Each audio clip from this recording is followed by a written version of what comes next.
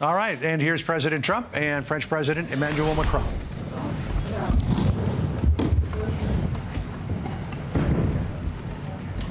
Well, thank you very much. We very much appreciate the attention.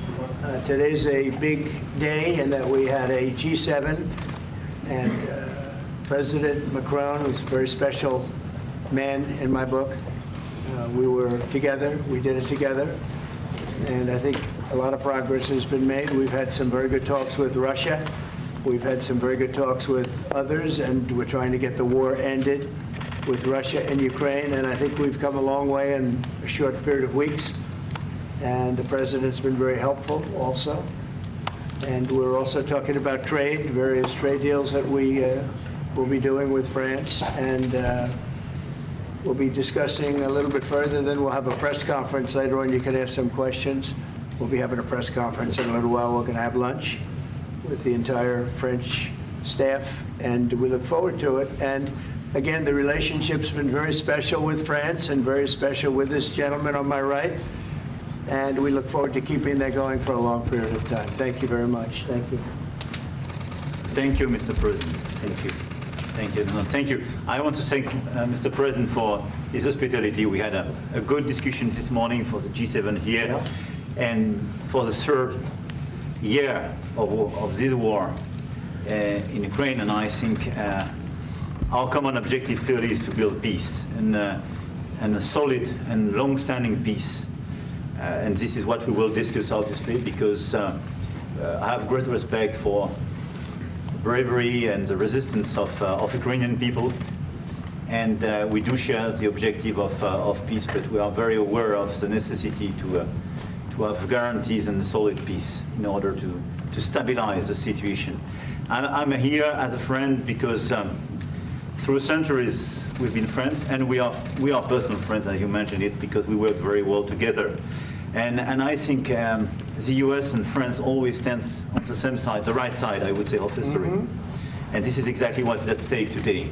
And this is a very important moment for Europe as well. And I'm here as well after discussions with all my colleagues to say that Europe is willing to step up, to be a stronger partner, to do more in defense and security for the continent, and as well to be a reliable partner and to be engaged on trade, economy, investment in a lot of topics. So I'm very excited by the discussion we will have, and obviously we will follow up. And I want to thank you again, Mr. President, for your presence for Notre-Dame de Paris. It meant a lot for French people, and I want to thank you for that. That's the cathedral, and they've done a fantastic job. The president's done a great job in bringing it back. That was a terrible thing, like, what, 5 years ago? Yeah. Watching that burn was a very horrible sight, and you've done a fantastic job in bringing it back, so I congratulate you. Thank you for being here. Thank you, President. Thank you very much. Anybody want to ask a question or two? Or is that a foolish question? Thank you, Mr. President. Ukrainians on the critical minerals deal. It looks like we're getting very close. The deal's being worked on, and we're, I think, getting very close to getting an agreement where we get our money back over a period of time. But it also gives us something where I think it's very beneficial to their economy, to them as a country. But, you know, we're in for $350 billion. How we got there, I don't know. But that's a lot of money, a lot of money invested. And we had nothing to show for it. And it was the Biden administration's fault. The Europeans are in for about $100 billion, and they do it as in the form of a loan. And the Europeans have been great on this issue. They understood it wasn't fair, and we were able to work something out. But with the Ukrainians, I think I can say that we're very close. Scott's around here someplace, and I think we can say that we're very, hi Scott, I think we're very close. Do you have something to say about that, Scott? We are very close. Good. 1 yard line. All right, good. Mr. President. What? Would a minerals deal include a security guarantee for Ukraine? Well, it'll be Europe is going to make sure that nothing happens. I don't think it's going to be much of a problem. I think once we settle, there's going to be no more war in Ukraine, and you're not going to have it. It's not going to be a very big problem. That's going to be the least of it. Mr. President, we're hearing from some Greek media reporting that the U.S. has agreed to shut down a military base in Greece that's been a logistical hub for NATO. That who shut down? That the U.S. has agreed to shut it down at the request of Turkey and Russia. Is that at all true? Marco, do you have anything to say about it? Sir, that's a no. That's a no. Mr. President. Mr. Is it a President. no? You said? It's a no, sir. It's not a correct story. Thank you.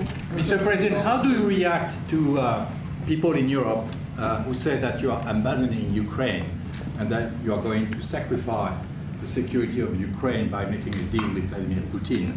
Now, we're helping Ukraine like nobody's ever helped Ukraine before. And I can say this, if I didn't become president, Ukraine would right now still be at a level where there would be no even thinking about a peace. And it was, it's a sad thing that this happened. This would have never happened, this war, if I were president. Zero chance. And it has happened. So my function is to get you out of the war, get them out of the war, let them live. It's a bloody war, it's a horrible war. Thousands of people are being killed a week. And I would say Russia, maybe 700,000 people. I think Ukraine probably a similar number. And that's not talking about the towns and the cities that have been blown up. That's talking about soldiers. This has been a horrible, bloody mess. And we're going to get it solved. We got to get it solved. And you know, we're not talking about America's soldiers, soldiers from this country. We're talking about Russia and Ukraine. But on a humanitarian basis, we have to get this very, very bloody, savage problem solved. And I will say this also, it could lead to World War III if it's not solved. You know, there'll be a point at which it's not going to stop at those two countries. Already there's such involvement from other countries. And it could really lead to a very big war, World War III.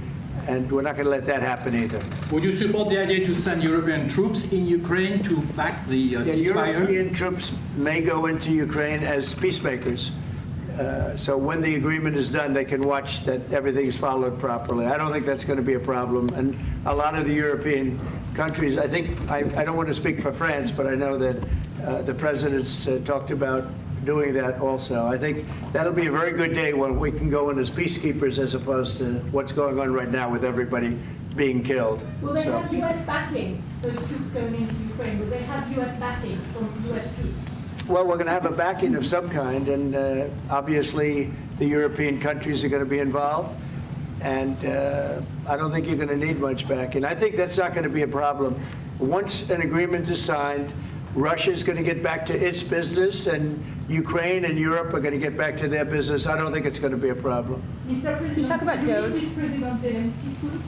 What? Could you meet with President Zelensky soon? I will be meeting with President Zelensky. In fact, he may come in this week or next week to sign the agreement, and which would be nice. I'd love to meet him. Would meet at the Oval Office. So the agreement's being worked on now. They're very close to a final deal. It'll be a deal with rare earths and various other things, and he would like to come, as I understand it, here to sign it, and that would be great with me. I think they then have to get it approved by their council or whoever might approve it, but I'm sure that will happen. Monsieur le Président Macron, est-ce que vous pouvez commenter ce qui a été dit par le Meeting with président? President Putin also, yes. I don't know when we speak. We're trying to get this thing worked out, but yeah, at some point I'll be meeting with President Putin too. Monsieur Macron, s'il vous plaît, est-ce que vous pouvez nous dire quelques mots en français? Mr. I President. can say a few words in French. Yes. No, le président l'a dit, je pense que c'est un moment important. C'est un moment important de la discussion. On veut bâtir la paix en Ukraine et le bilan qui a été rappelé, une réalité, il y a d'1 million de morts et de blessés depuis le début de ce conflit et de cette guerre d'agression. Notre volonté, c'est que cette paix dure, parce que nous avons déjà eu un cessez-le-feu et une paix qui n'a pas été respectée. C'était les accords de Minsk, 1 puis 2. Et donc le corps de cette discussion, c'est de s'assurer d'abord qu'il y ait un cessez-le-feu, ensuite que les Ukrainiens soient impliqués. Et je pense que ce que vient de dire à l'instant le président Trump est très important, c'est-à-dire qu'il va rencontrer rapidement le président Zelensky pour signer cet accord sur les minerais critiques et les terres rares, et que c'est aussi un moyen d'avoir une implication américaine forte. Les Européens sont prêts à prendre leur charge sous des formes diverses de soutien à l'armée ukrainienne, de présence, y compris pour pour s'assurer que la paix soit durable. Et l'implication dans la durée des États-Unis d'Amérique à travers cet accord est une bonne chose. Et donc tout est encore à construire. Et je ne veux pas préempter les discussions. Mais nous partageons le même objectif. Et ce qu'on a discuté ce matin pendant 1 heure après la visioconférence ensemble, et ce qu'on va continuer de travailler, sont pour moi des bonnes avancées. Et l'annonce de... Est-ce que l'intégrité territoriale de l'Ukraine est encore un objectif has already crédible? spoken about this just a moment ago. This is exactly what we want to do. We want to build peace with Ukraine. As President Trump mentioned, there are already 1 million dead and wounded in Ukraine since the war began. We had a ceasefire in the past that was not respected. This was under the Minsk Agreements 1 and 2. President Trump, as he said, will be meeting with President Zelensky to sign a deal on rare earths. And we are pleased to see this very strong American involvement. Europe, of course, also stands ready to support Ukraine in various ways, supporting its military. And we don't want to preempt any sort of discussions that are currently underway, but we do share the same objective of building this lasting peace. I just want to tell you a little story. So we were at the Eiffel Tower having dinner with your wonderful wife and with my wonderful wife, and we came out and he started speaking the French deal. And we didn't have an interpreter, and he was going on and on and on, and I was just nodding, yes, yes, yes. And he really sold me out, because I got back the next day and I read the papers. I said, that's not what we said. He's a smart customer, I will tell you that. How would you That was Sir. exactly what we agreed to. Mr. President, you called Zelensky a dictator. Would you use the same words regarding Putin?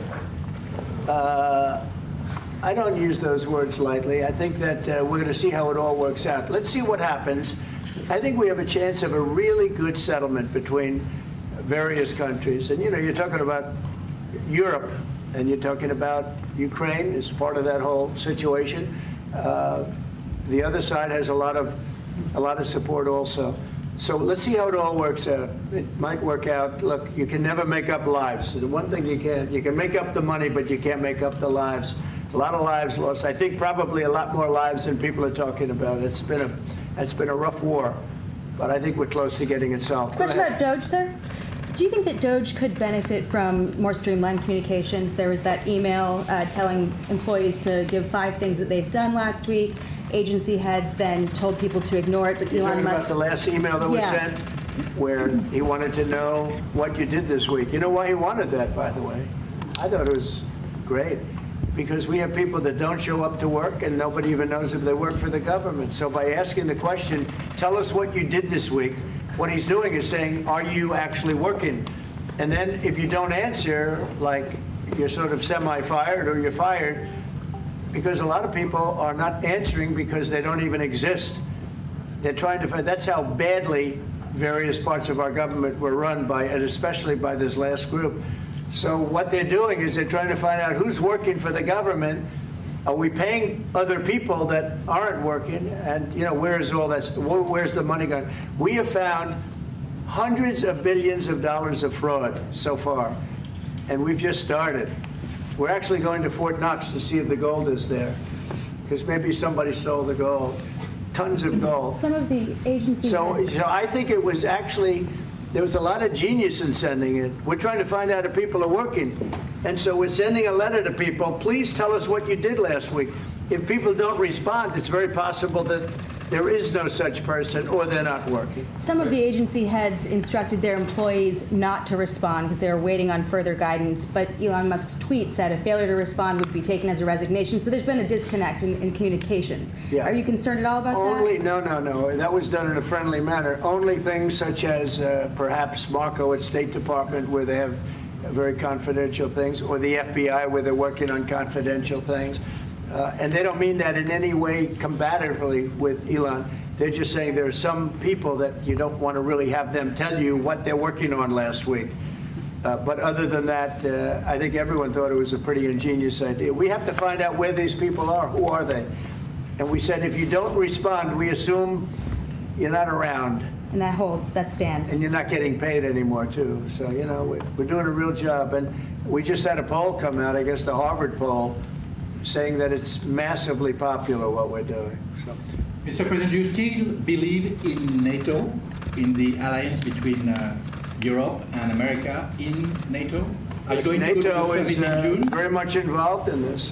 When I first got elected at the very beginning, first term, I got hundreds of billions of dollars put into NATO. NATO had no money because they hadn't paid for years. And I said, look, if you don't pay, we're not going to be a part of NATO. We're not going to protect. We're not going to do what we're supposed to do. And we took in hundreds of billions of dollars into NATO. No, NATO is a good thing if it's done properly and if it's used properly. Mr. President, in these days you speak a lot about the tariff in Canada, in Mexico, and in Europe. I want to know what is your idea about Italy, if you want to make the same thing in Italy. What? Can you talk up a little louder? In these days... No, louder. Can you talk a little louder? You have a beautiful voice, but you're not... In these days you speak... Where are you from? Italy.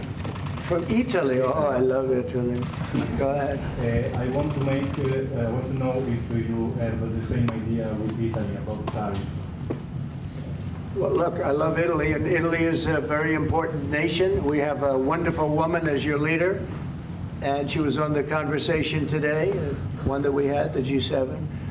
And no, I think Italy is doing very well. I think Italy's got very strong leadership with Georgia. Monsieur le Président, qu'est-ce que vous répondez au président Trump qui a dit que les Français et les Britanniques n'avaient pas... Any other questions over here? Yes, ma'am.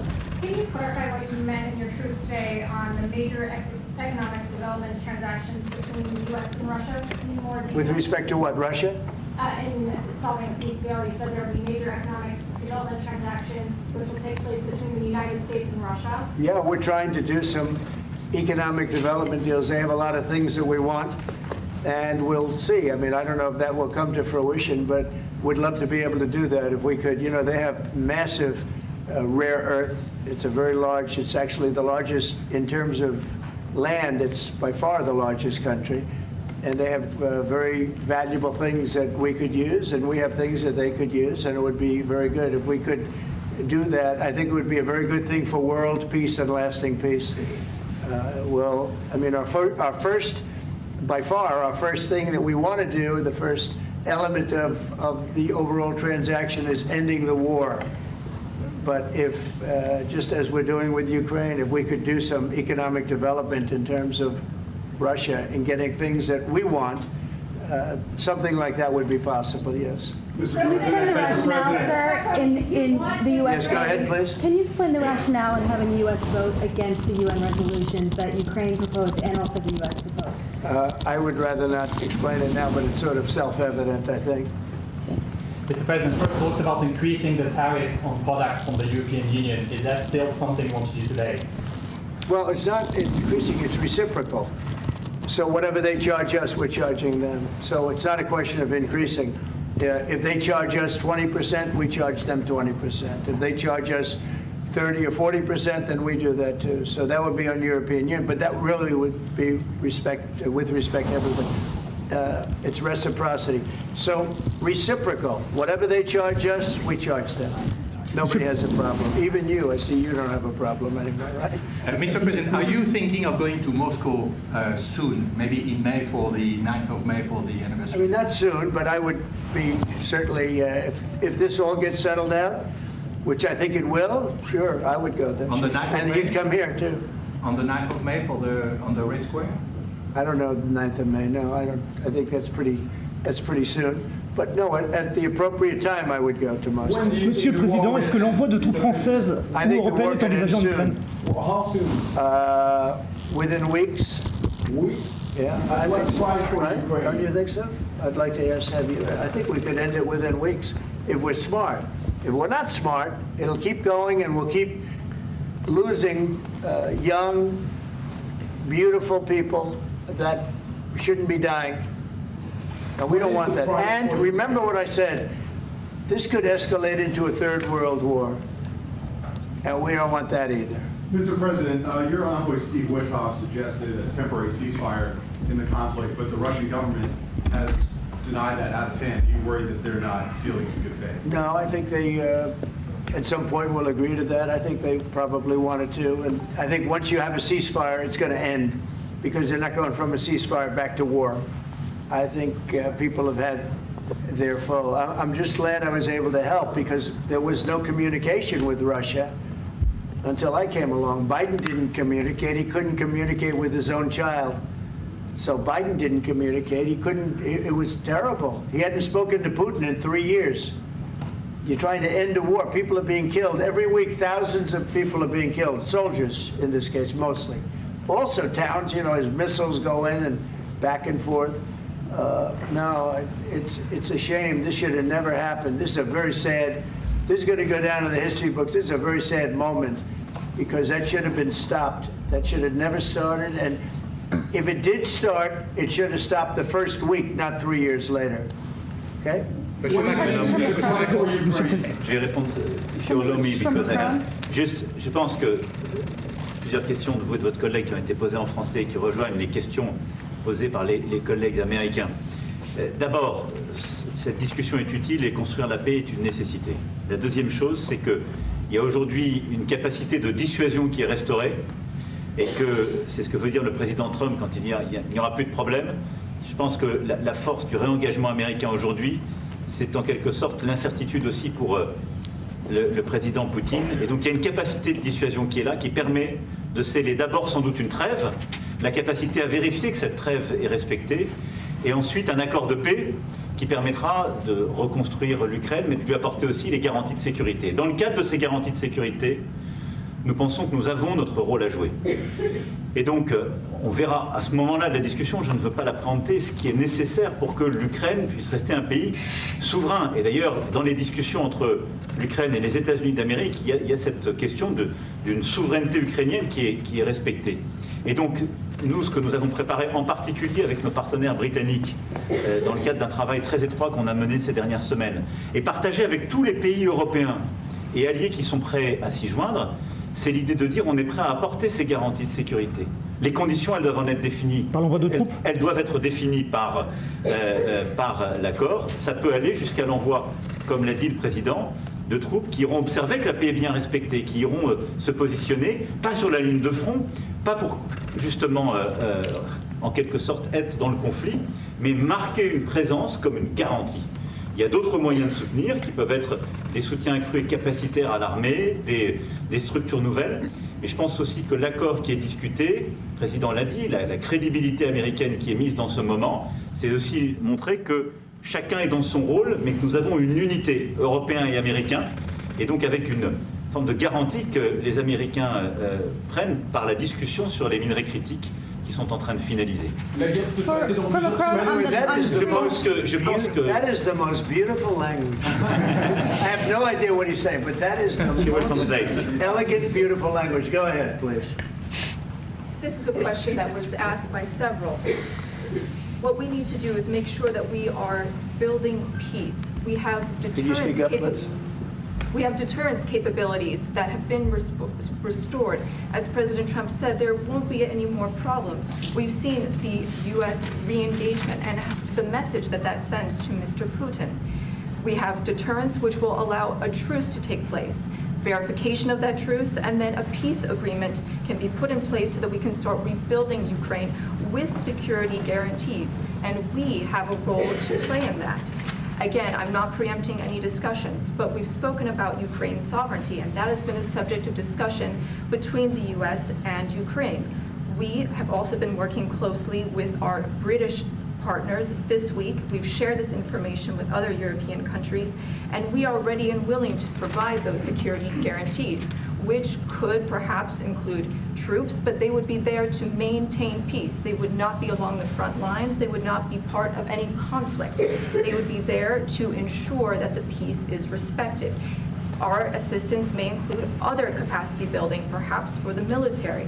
We see U.S. credibility here. We each have our role to play, but it will be done in a united fashion.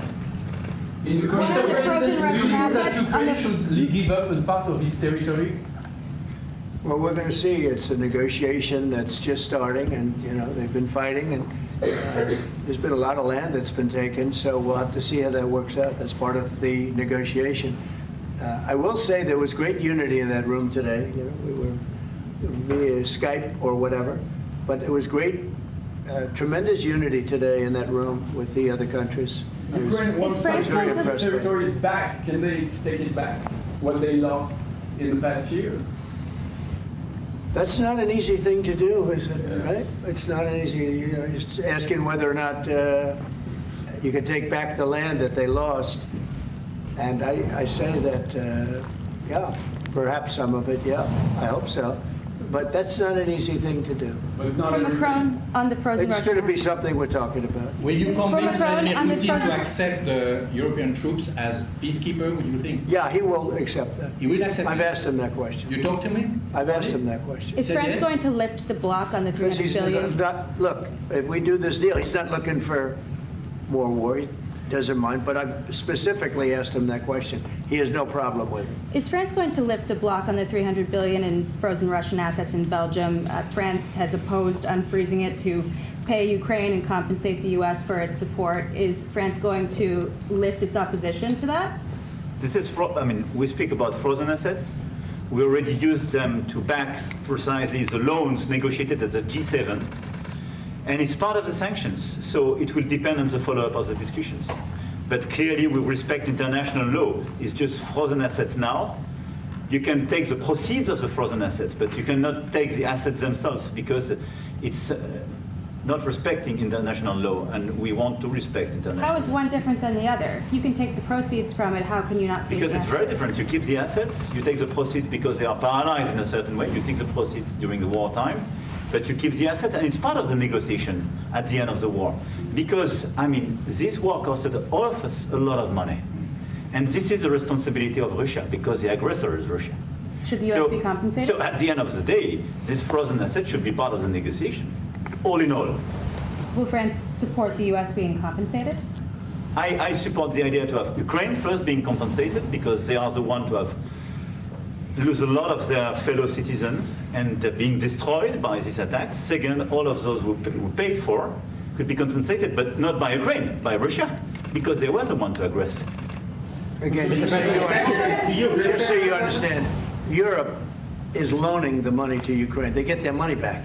No, in fact, to be frank, we paid 60% of the total effort, and it was through, like the US, loans, guarantee, grants, and we provided real money, to be clear. We have 230 billion frozen assets in Europe, Russian assets, but this is not as a collateral of a loan, because this is not our belonging. So they are frozen. If at the end of the day, in the negotiation we will have with Russia, they're ready to give it to us, super. It will be loan at the end of the day, and Russia would have paid for that. If you This is my believe wish. that, it's okay with me.